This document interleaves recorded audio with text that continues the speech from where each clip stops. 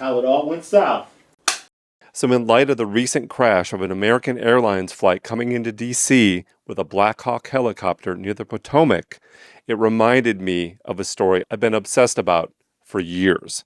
This is the story of the crash into the Potomac in 1982.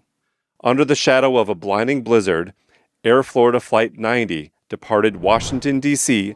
on January 13, 1982, destined for the warmer weather of Fort Lauderdale, Florida.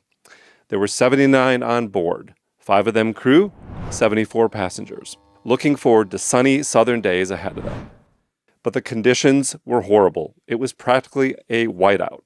So shortly after takeoff, the plane crashed into the Potomac River near the 14th Street Bridge, and just minutes from the White House and the U.S. Capitol. What happened next was the incredible rescue operation of the few survivors grasping for their lives in the icy Potomac rivers. And it all played out on national television. Now, I was 10 years old at the time, and for years, this event has been burned in my memories. I remember it playing out on television that day, and I've never forgotten what I saw. This is what the pilot said as the plane was set to crash into those icy waters. "Larry, we're going down. Larry." I know it. I'm Jason Hoke, and that's Sean Kipe, and live from 800 East Studios in Atlanta, Georgia, this is how it all went south.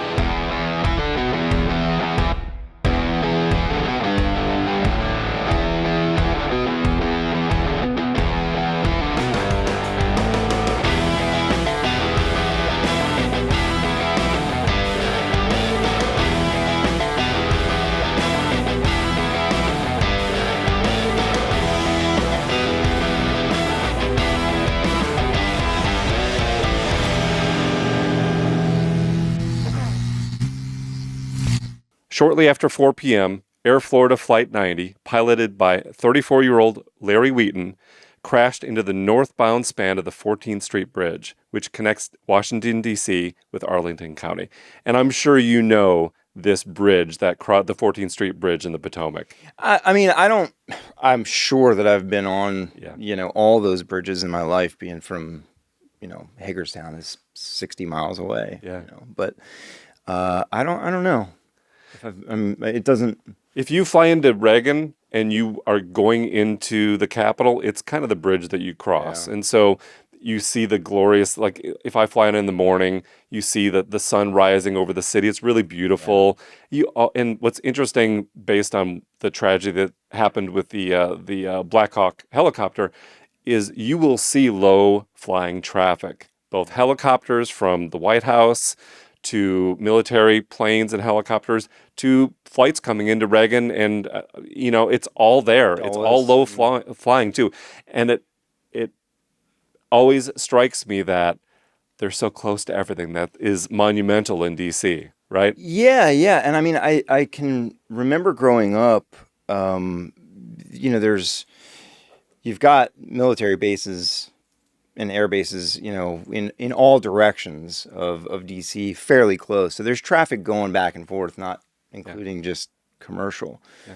But I can remember stuff flying low, or you'd see a fighter jet, cruise over. And it always seems like you're so close to the buildings as you're flying in. And my next 2 destinations that I'm flying into are New York and LaGuardia, which it always feels like the wheels are going to hit the water as you're coming in, right? Yeah. And then I'm flying into San Francisco this coming weekend. And it's the same thing. You're right above the water. You don't think that you're going to stand a chance.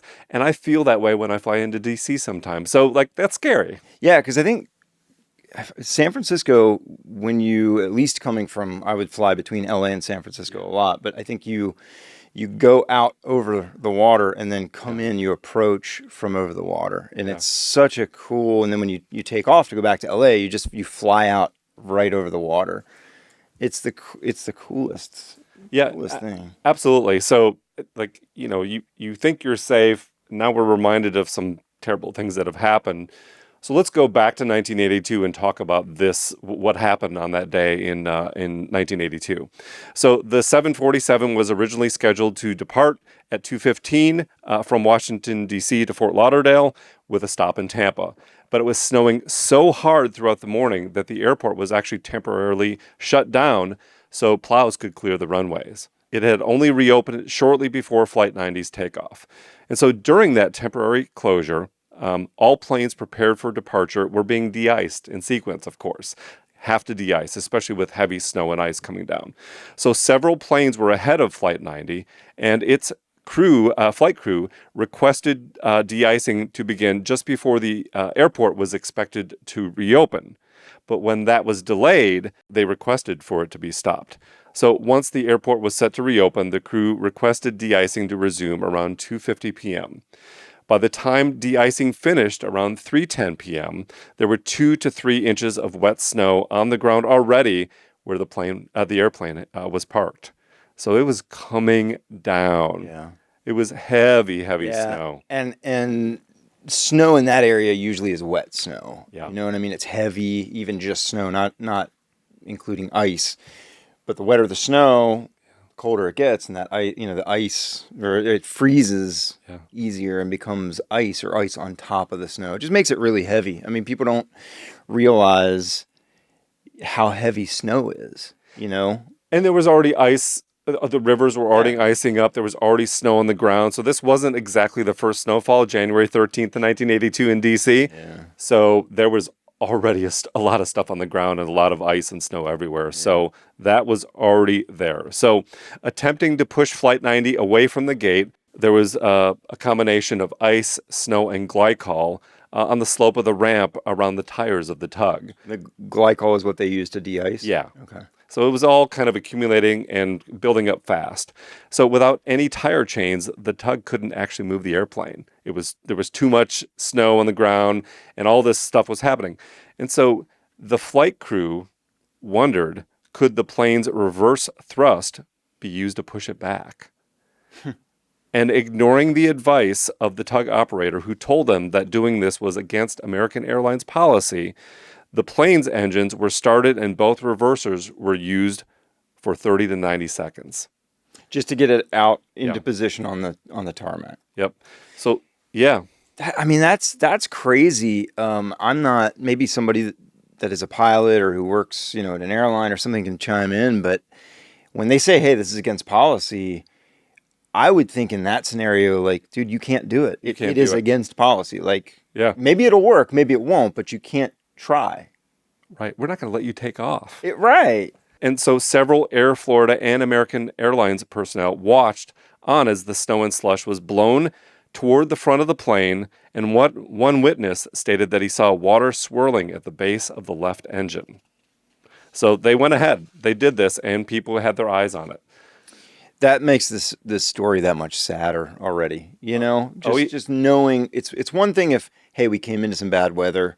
Yep. Or something happened to the plane in flight, but when there are already signs of maybe we should delay this a little bit, you won't get to your meeting in Tampa on time, but remember, you'll get there. Remember, the airport had been closed, and the snow was coming down, so there should already be some trepidation of even attempting this. Yeah. So once the main door was closed and the jetway retracted, the pilot asked an airline station manager how much snow was on the plane. And the manager responded that there was a light dusting on the left wing and none elsewhere. So the snow continued to fall heavily and Flight 90 pushed away from the gate. Now both engines started and moved into the taxi line up ready for takeoff. And the 737 only got 352 feet in the air before it began losing altitude. Recorders later indicated that it was airborne for just 30 seconds. That's crazy. So I'm sure you'll get into it, but it's just the weight of there was ice on the plane or snow? And I don't think they could get enough thrust. They couldn't get this sucker up quick enough. Maybe it was just the acceleration on the runway. They couldn't get the grips. Do it because you're slipping. Yeah, it could be a whole series of things. But really, really bad news. An eyewitness actually described the side of the plane flying low with its nose in the air and tail down. So they were trying to get this thing up. And so just 4,500 feet from the end of the runway, the plane crashed into the Potomac River, hitting the 14th Street Bridge and quickly sinking in the 25 to 30 feet of ice-cold water. Yeah, that's sad. I mean, it's you can look now and look at all the things that should have been, someone should have stepped in and said, "Hey, no, look, conditions aren't right. We're going to supersede you as the pilot or whoever," and say, but what good does that do now, other than changing regulations for the future, I guess? Yeah, and Because I know that like commercial airline pilots get paid when they fly. It's not like you don't get a salary. You know what I mean? Like you log your hours right. that you're flying, and Because it's so variable. You could do a lot sometimes. You could take time. You like yeah. And I don't know if that's the. I'm not saying that's the reason that these pilots chose to go ahead and try, but I mean, who knows? That could have been a factor. And we'll talk a little bit about the experience of the pilots, the fact Yeah. that they were young, that they hadn't really flown in weather like this. Like weather like this does not come up every day, too. Yeah. Another point that I was thinking about, this lasted so. It was such a short thing, right? That like they took off and they went right back down. You're right next to the White House. Sure. You're right next to the Capitol, and you're in a whiteout. You have no idea which direction you're heading in. Like, think of that too. Yeah, but you have instrumentation. But For you know what I'm saying? Like, Yeah, if you yeah. lose control and you're headed to the White House, what do you do? Yeah. Right? The fact that we have planes flying that close to very important, governmental, things, buildings, Yeah. officials, etc. in Washington, D.C., our nation's capital, is also pretty crazy. And it did end up in the Potomac River, but it could have ended up anywhere else. Yeah. Well, and you see planes land on freeways and, Right. the emergency landing, and it's just like, I have no choice. It's either on this road where hopefully cars can get out of the way, or it's into a row of houses. Like what, we just saw that too. I mean, this has been a horrible couple weeks for plane crashes. I mean, that's terrible. I don't know what's happened with that. The medical flight that went down in Philly. Yeah. And like an 8-foot crater. Yeah, it's terrible. It's terrible. And, so you do see ring cameras and cell phone footage. But, for the Potomac crash with the Black Hawk helicopter, there's actually not that much good footage, which is dramatically different from what we're seeing in this. And we'll get into this like broadcast of this. And the rescue effort is like nothing I've ever seen. And that's why it hits me so hard so many years later. Yeah. Because you were right there on the banks of the Potomac as it happened. Yeah, I mean, they couldn't have, I don't know, the crash the other couple weeks ago, Yeah. a week ago, was at nighttime. Yeah. You know what I mean? So there's that. This happened in the daytime. So, and you'll get into it, but But I'm just saying, like 1982, we didn't have cell phones, and the Sure. fact that there was multiple Yeah. crews there, like during a whiteout, is to Yeah. me, it's insane that this was actually That's captured the true. way it is. That's To true. see the rescue efforts, and frankly, to see people that lived through this being rescued is all just it's something I've thought about for years. Yeah, because I mean, I don't know what the chances of survival are, percentage wise when you go into water landing, but they're not good. So that's a miraculous survival if you're in that situation and you live through it. Yeah, so the plane has descended. It's ripped a 90-foot section of the 14th Street Bridge's barrier and 41 feet of railing after it hit 6 cars and a truck. Then it slammed into the ice-choked Potomac River. So it kind of slammed into the bridge and then fell back into the river, is how this worked. I didn't know that. I Yeah. thought it kind of plowed through part of the bridge. Wow. Yeah, it's kind of What a stunning. sight to see that would have been. Right? I mean, Can you if imagine think about being on that bridge too? Wow, no. Yeah, but like it did. It's actually there's not that many bridges on the Potomac that you might hit. The fact that it rammed into it and then fell back is crazy. And so you see the plane sinking very quickly, and the tail section is sticking out for the time being, but everything else, of course, is sinking quickly. It's 33-degree water. It's basically freezing. There's ice chunks everywhere. And helicopters start to hover overhead, pulling survivors out of the water. And we'll get into some of those details too. But it wasn't just the people in the water that were on the flight. There was people injured on that bridge too that were in their cars that, there was fatalities there also. That is also wild. So 20 minutes after the crash, the tail did sink. And what's happened is we'll get into some of the names, but like news crews have showed up, fortunately, to be able to cover this on the side of the river. And what you see is like this real-time rescue operation. So to set the scene, you've got the 14th Street Potomac Bridge. You've got people up there. You've got this plane that is spilled back in. You've got fuel spilling all over, which is not good.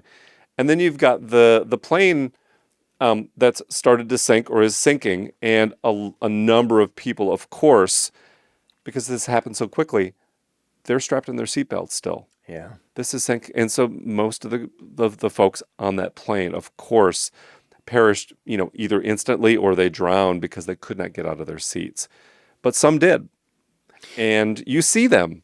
There's about 5 or 6 floating between these ice chunks, and after a few minutes, a helicopter rescue happens. Yeah, and you got to think those people that survived, that almost has to be, and I don't, by accident is not the right word, but I mean, just like you made the point of, if you think the plane goes down that quickly, you've got your seatbelt on, all of a sudden it's dark, it's cold, water's filling up. I mean, it would be difficult to get out of the seatbelt anyway because your adrenaline is going through the roof, but all the commotion, the water rushing, luggage rushing around, hitting people. And then you've got to find an emergency exit, which is not open. It's not like You feel like there's nowhere to go. Yeah, when it's dark and you got to hold your... I mean, it's just what a terrible... And by the way, and Joe Stiley, one of the survivors, talks about not remembering. He's like, the plane just crashed. Yeah. And all of a sudden I've got to get my seatbelt unhooked and I've got to get out of here. That was traumatic enough. Sure. Like, I actually don't remember a lot of this stuff. P.S. I'm going to be suffering from hyperthermia pretty quickly if I don't get out of these waters too. I don't really know where I am. It's a whiteout. There's no kind of markers, right?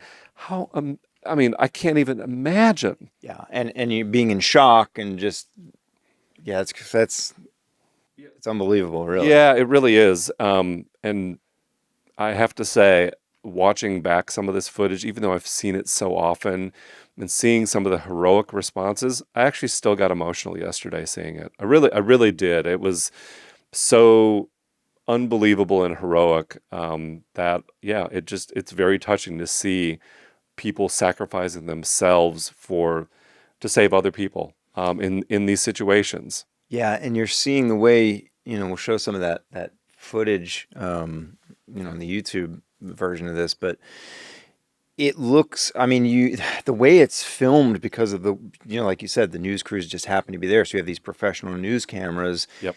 It looks like you're watching a movie, like the way it's filmed with these rescues and the helicopter and how dramatic it is. But, you're watching that and you have to realize that, holy shit, that is real, and that's a crazy thing to see. And I originally thought, oh, this happened on live TV. Like I thought I remembered seeing it on live TV, like, oh my God, this is happening right now. But in fact, what was happening, for the most part was, the plane goes down around, 3 o'clock, 4 o'clock or so. This is when all the rescue attempts are happening. But, the CBS Evening News, there's this incredible special news report with Dan Rather coming on the air. It's 5 or 6 o'clock. And it's the lead story, and they're still learning what's happening. They're throwing the footage. They had to deliver the footage to the newsroom to be able to cut this together. You don't actually know what was happening, and so that to me was the real time. What I thought was live was like tape being delivered instantly to the newsroom, and then the rest of the nation, who had no idea what was happening, is seeing this play out. Yeah, and I thought it was interesting too that the people, and stop me if I'm stepping on what you're going to say, but just the people that were filming that were not like news reporters. They were the camera crew. Right. They were just crew. They were just there. Who happened to be getting out of work together at the same time. this happens and they're there. So the people let's reporting let's go. were the cameramen, Right. and camera crew. And this is what you do in breaking news Yeah, well, situations. I mean, like when you think of 9/11 and how many people just covered that because it needed to be they covered. were there, right? yeah. Yeah, so a couple other scene-setting situations around this. I mentioned that the temperature of the river was 33 degrees. That's just 6 degrees warmer than the icy waters that the Titanic went down in. Upon crashing, 26,000 pounds of jet fuel dumped into the river, though no fire started. Luckily for that. Yes. I mean, you know, if there's one positive thing you can pull out of the situation there, it's that that jet fuel didn't catch on fire, because those people floating in the river would have been burned alive. They would have been burned alive, yeah. Yeah, and I talked about the pilots too. They were 31 and 34, and inexperienced flying such extreme weather, and they just didn't have the experience. I mean, we saw that even before they took off and the bold moves that they were making. But think about this, as they're trying to pilot the plane through a whiteout. Well, like I said, I mean, I think you do training for flying, at nighttime and in weather, and so you're relying on instrumentation. Yeah. So that for me. But there's instincts though. Like sure, but I think you know what I'm saying though. I do. I'm saying that think about a 747 or something like that. So here's a great point. I took my kid to the Delta Flight Museum at Hartsfield Jackson the other day, a week ago, and they have like a 747 there that is decommissioned because it has too many miles on it. So you can walk all through it, and you walk into where the pilots sit, and number one, you have to duck down. You have to duck down to even get into the seat, but it's a seat smaller than this. It doesn't look comfortable. No, but your windows there's a couple of them, but they're this big. And you're, 35 feet in the air. You're not using those windows for anything anyway. Right. So you're using it for parking. Yeah. I mean, you'd have to. You're on the runway when you're using those windows. It's instrumentation for the most part. Yeah. So, but I don't even think they were in the air long enough for that to, you're going one direction. But the question is always, how do you react as a pilot or someone that is in one of these situations? We've seen all kinds of examples of people that get really, really flustered and they'll go off the road, and if an accident's coming up, ramming into a car or whatever, how do you act? If you've never been through it before, how much of that is in your control, and what do you do if there's nothing you can do and the plane just goes down, right? Yeah, I mean, experience would help with that, but if I don't know how much experience they had. One other thing to just point out, because it was the era, and I remember this too, is just 1 year earlier, President Reagan had actually famously fired a bunch of air traffic controllers in a big dispute over striking and a contractual standoff. And so the industry, the air traffic control industry, had not really recovered from that yet. So they were, understaffed, and there was just some issues with air travel. Aren't we dealing with that right now? A little bit. Yeah. Yeah. Yeah. Weird how cyclical things can be. Yeah.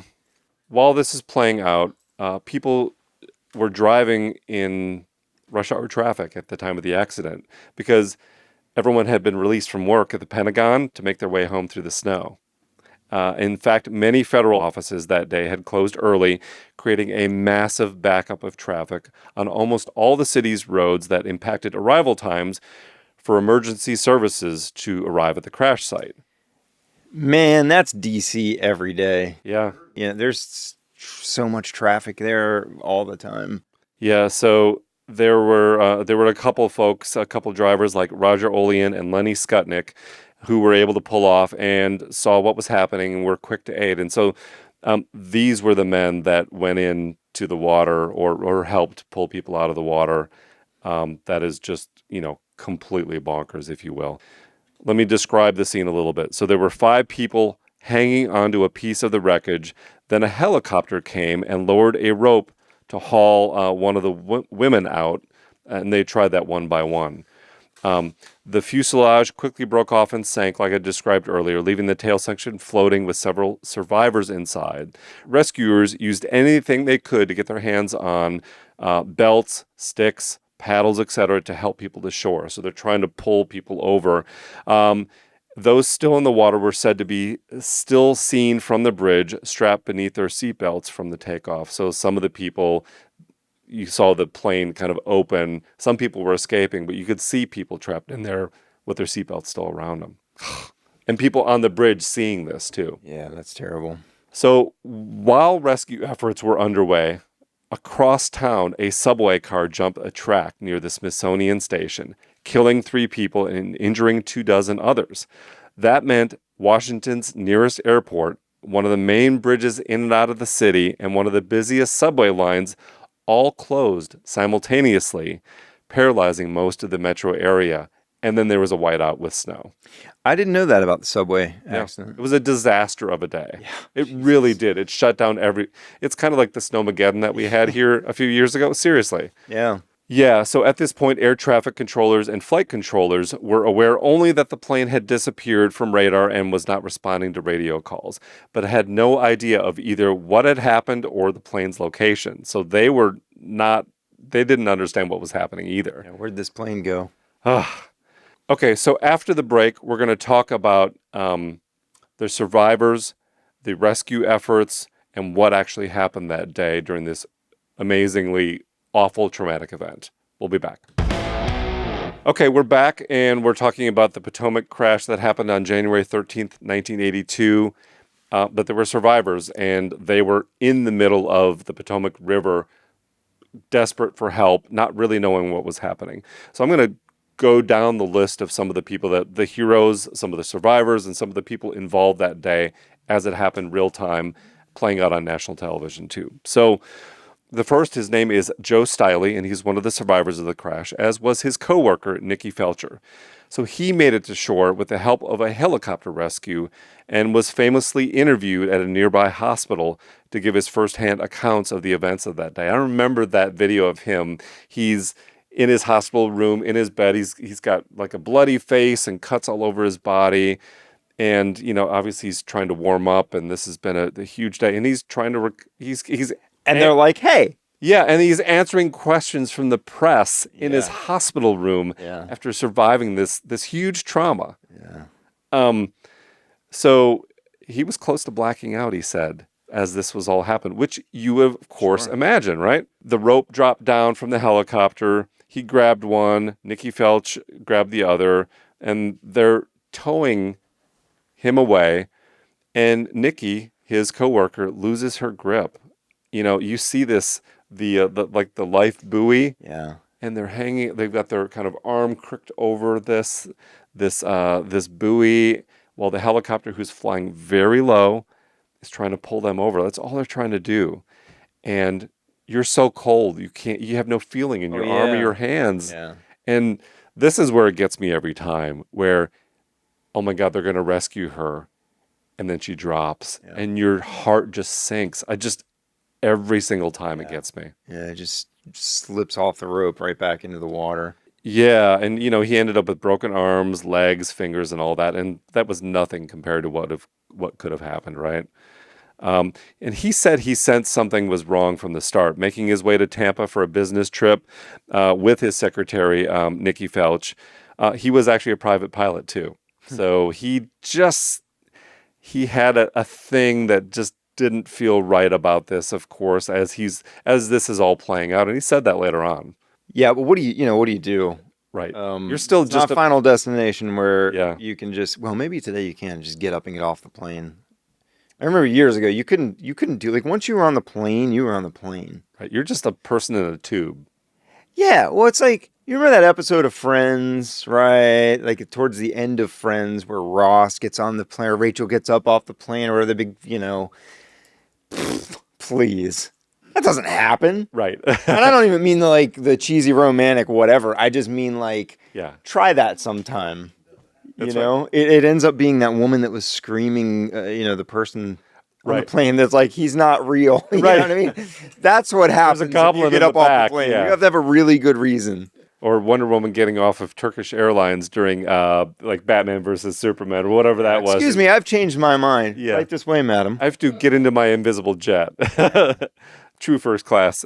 Joe Stiley said, I had a pretty good idea that things weren't going right when we started down the runway. I turned to Nikki and said, we're not going to make it. We're going in. He said, we're running out of runway. We didn't have the speed.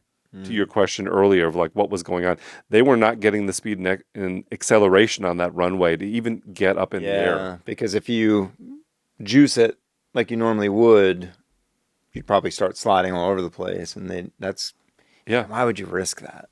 Yeah. So Stiley, 84, is one of only 2 survivors still living. And I think I've told you this, but I had actually wanted to do this as a mini series. And I did track down Joe Stiley, and I think he's living somewhere in Montana. And I wrote him a personal letter, and I just never heard from him. And this sometimes happens when you're trying to seek out stories and seek out people. But I did see a video he did a couple years ago with a local D.C. news station, and they brought him back to D.C., and they brought him back to the site at the Potomac River near the 14th Street Bridge. And he recounted that day, and he looked at the footage of the rescue. He looked at the footage of him in the hospital room when he was all battered and bruised.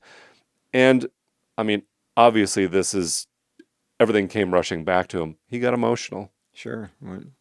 That's got to be such a trip, right? To live through something like that. I can imagine, survivor's guilt.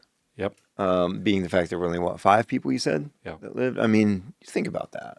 And it also you're thankful, but at the same time, how it's true life flashing before your eyes, where something that may only have happened, like I said, in the air 30 seconds, it may have seemed at the time like a lifetime. Like everything slows down. Yeah. Another survivor is Kelly Duncan, now goes by Kelly Duncan Moore. She was a flight attendant on Flight 90, and she had managed the passengers on the plane while they waited to depart, while they were delayed, waiting for, the airport to open up and all that. And so once receiving the okay from the tower, Duncan walked to the back of the plane and sat in the jump seat. As it happens, no one from the front of the plane actually survived. So her going from the front to the back and that little jump seat in the back saved her life. And, those seat belts are different in the jump seat that they are for regular passengers too. Yeah, it's more like a harness. Yeah. So she was rescued via a line thrown to her via helicopter, holding onto the line until she reached the shore, and first responders assisted her release. She retired from the travel industry, obviously, the next day. And she currently lives in Florida with her husband and 3 children and works as a teacher at a ministry. And she's actually done, it was actually a really good interview that I found posted on the 700 Club. And she's very religious and obviously very spiritual because of all that's happened. And she told just the incredible account of that. I thought that was really remarkable to hear her tell that story again too. And I don't know that she's done a whole lot of interviews since, so I also did reach out to her and did not hear. Priscilla Tirado had been traveling with her husband and 2-month-old Jason on the flight, and both her husband and son perished in the crash. She struggled to stay afloat in the icy waters and had difficulty holding onto the line from the helicopter because of the cold and confusion. And so this is where more drama happens. She was fading quickly until Lenny Skutnik, a bystander on the river's edge, jumped into the water, grabbing her and swam her back to shore. And before he reaches her, you see her doing a crawl on the ice chunks. So weird. But you look at her face. I was watching that clip actually today before I came in here. And yeah, you see her. And I think even there's like a voice, somebody says it in the footage, but you see her just like she doesn't know where she is. And she's crawling. She's completely in shock. She's trying to crawl across the water. Yeah. I mean, she's just, her body, her muscles are not moving. It's the trippiest thing. She would have been dead within probably seconds or minutes at most had he not jumped in. So, I mean, he's just in a pair of slacks and like a button-up shirt. He's got a mustache, and he literally leaps. He leaps into those cold waters. My God. You know, Adrenaline, buddy. adrenaline. So unfortunately, she lost her husband and baby, and her baby was the last victim to be recovered. Mm. 11 days later, and the baby was hand carried away so that no one would kind of see that the results of this happening. So very tragic. She remarried with 3 children before passing away. So she did live a life beyond that, not with her husband and firstborn, but she did live a life fulfilling after that. Yeah. Yeah, so Nikki Felch, who was with Joe Stiley on business, his secretary, she also survived, and she had become hesitant to get married to a man named Dave Frank. But these are life-changing events. So after the rescue, they got married 4 months later, and you see that with cancer cases or getting out of the hospital, surviving an accident or something like that. I need to live my life now and really lean into that. But what also happens sometimes is because this is such a big traumatic event, sometimes that doesn't last forever. So her marriage did not last, unfortunately. Okay, we're going to talk about Arlen D. Williams Jr., and this is a lesser told part of this story. He was the 6th and final survivor of the plane crash. Williams had been trapped in his seat by a jammed seatbelt at the tail of the plane as it was submerged. Though the helicopter dropped him a line several times, he instead offered it to 2 others who did survive. When the rescue crew went back to save Williams, he was gone, drowning in the cold waters. The 14th Street Bridge was renamed the Arlen D. Williams Jr. Bridge in 1985 in recognition of his heroic efforts, and if you walk across the bridge, you'll find a plaque with his name on it. That's cool. It's really cool. An elementary school in his hometown of Mattoon, Illinois, is also named after Williams, and a large mural and tribute display lives today at the Federal Reserve Bank of Atlanta, where his daughter Leslie is employed. There's an incredible essay written by Roger Rosenblatt in Time magazine from January 25th, 1982, just 12 days after the crash. He describes Williams' heroic and selfish efforts. Quote, "But the person most responsible for the emotional impact of the disaster is the one known, at first simply as the man in the water, balding, probably in his 50s, an extravagant mustache. He was seen clinging with 5 other survivors to the tail section of the airplane. This man was described by Usher and Windsor as appearing alert and in control. Every time they lowered a lifeline and flotation ring to him, he passed it on to another of the passengers. In a mass casualty, you'll find people like him," said Windsor, "but I've never seen one with that commitment." When the helicopter came back for him, the man had gone under. His selflessness was one reason the story held national attention. His anonymity, another. The fact that he went unidentified invested him with a universal character. For a while, he was every man, and thus proof, as if one needed it, that no man is ordinary.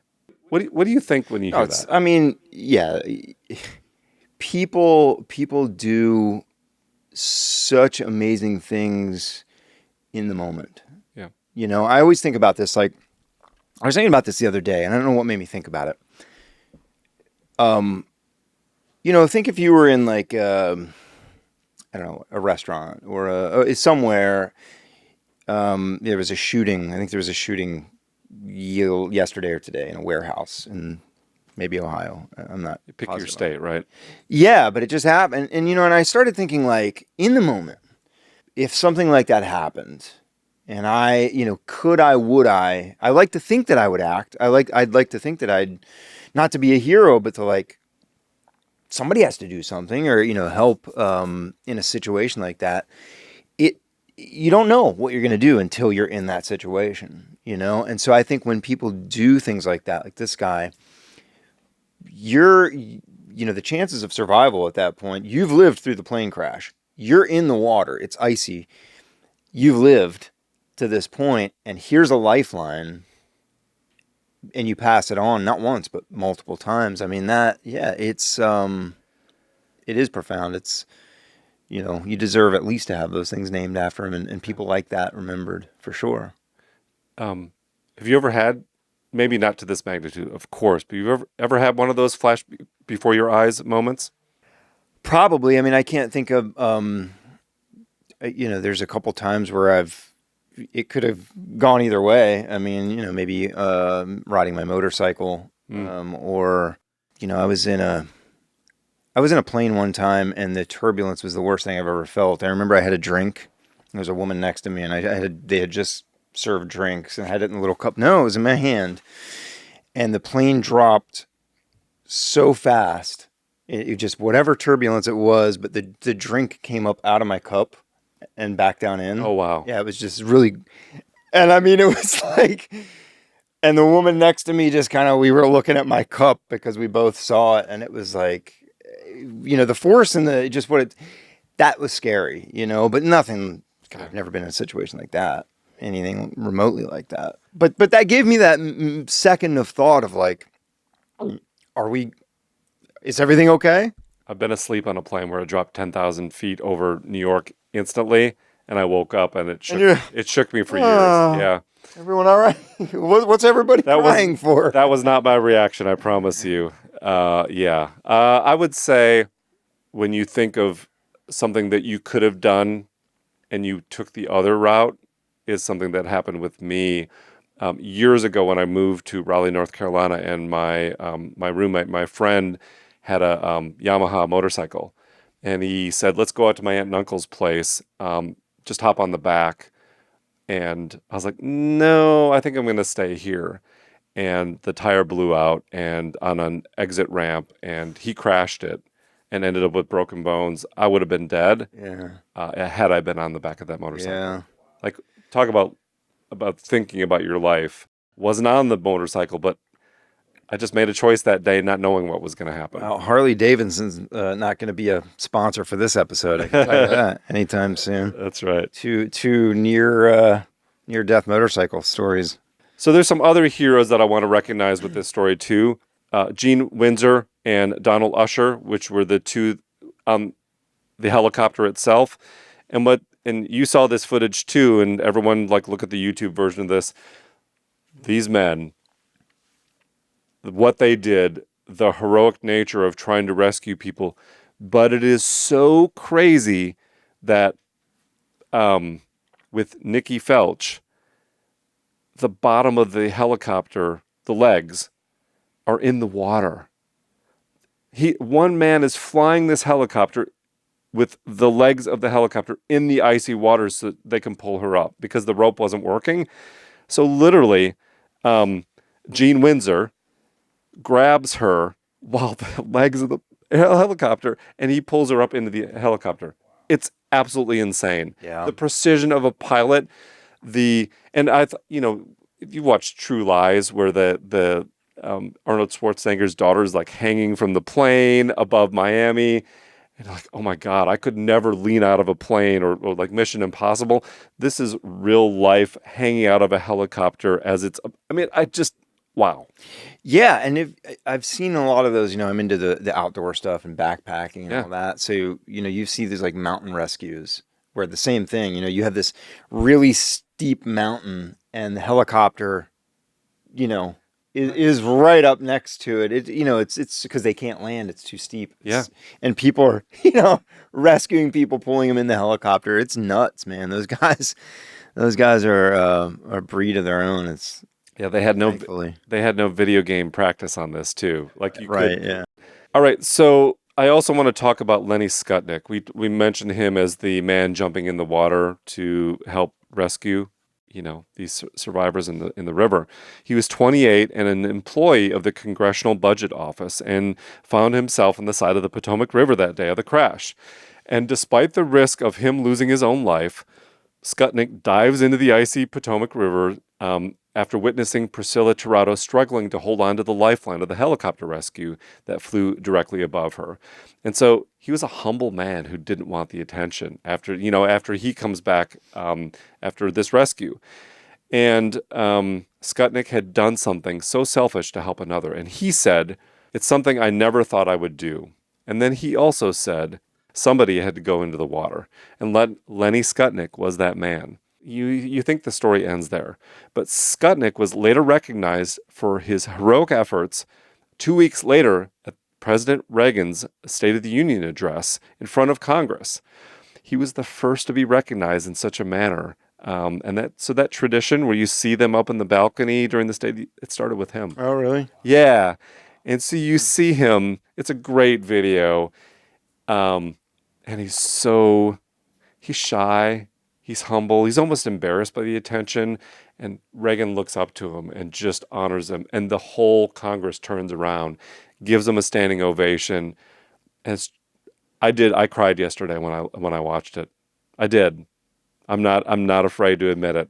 I mean, it's so heroic and incredible. You don't have to be afraid to admit it. Everyone needs a good cry sometimes. It's okay. All right, so let's wrap up. So heroic efforts all across the board. There were survivors. This lives on, and I've been following a Facebook group that was bonded around some of the original survivors of the Potomac crash from 1982. And when the Black Hawk helicopter hit that American Airlines flight, there was a message there that we'll put on screen, and it basically says, this flashes right back to the day in 1982. Like, wow. So they had the same thought I had. What's so crazy we're recording this episode in February of 2025. I had originally planned to do this last time we were in the studio in November. Yeah, I remember. Yeah, I remember. And we had a lot going on. We didn't get to all the episodes. I saved this one, and here we are now talking about this new tragedy and being able to flash back. Well, one of the things I saw in one of the news clips was about the 1982 thing is they said that it was the first major airline crash there in like 30 something years. Yeah. So again, I mean, that's why it's a big deal. We hear about this stuff, it seems like all the time now. So I don't want to say it's not as big of a deal. It is, of course, but you're more used to, oh no, another plane crash. Whereas I think in 1982, it was like, how did that happen? A plane fell out of the sky. That just doesn't, it didn't happen then. But to think, it's now, 42 years later. Yeah. Here we are again. So let's wrap up this episode with talking about some of the mistakes that happened and some of the reviews that happened post-flight, of course, right? So the National Transportation Safety Board decided that the crash happened because the flight crew made several mistakes. They did not turn on the engine's anti-ice system before takeoff. They decided to take off even though there was snow and ice still on the wings, and the captain failed to stop the takeoff when he should have. So he should have abandoned that, right?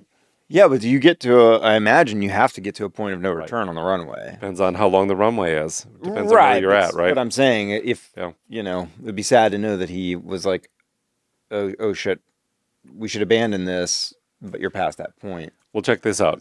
Moments before takeoff, First Officer Roger Pettit warned pilot Larry Wheaton, the two pilots, 4 times that conditions were not right for takeoff. And I hope that, and I don't know if it existed then, but I hope now there's some sort of rule or regulation in place that, like, if one of the pilots, the co-pilot or is saying, hey, dude, this is not a good idea, that the pilot can't just supersede that and go, we're taking off. You know what I mean? This is such a rare, in theory, a rare occurrence compared to how many flights there are every day. But I really hope that's a rule. Yeah. You know what I mean? You can't have one person going, this is not a good idea. Yeah, no. And the other one says, no, I think it's all right. Like you both need to turn the key. Yeah. It's like the nukes. The nukes, that's a great way to put it. So as they started takeoff, the engines weren't producing enough power, even though the plane's instruments were telling them they were working fine. So that was a question that we had earlier. So like, just because the instruments were saying everything was good, it wasn't actually happening in theory. And there's a lot of kind of the conditions are the conditions, right? Like instruments don't tell you everything. So more than 50 suits were filed by families and loved ones of victims from the flight.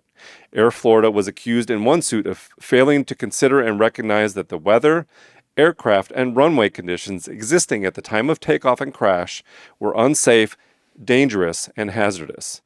The same suit charged American Airlines with negligence in failing to properly mix and apply the de-icing and anti-icing fluid used. The crash, along with other losses to Air Florida encountered in 1982, contributed to the airline's financial problems and ultimate bankruptcy. So that was the beginning of the end for Air Florida. Yeah, that's a hard one to come back from. Especially a small... TWA, same thing, right? What year was that? The big TWA crash yeah. in the ocean, I think too, wasn't it? I think so. I can't keep track of it. Yeah, I can't remember. But TWA doesn't even exist anymore. That's my point. Yeah. They never recovered from that. Yeah.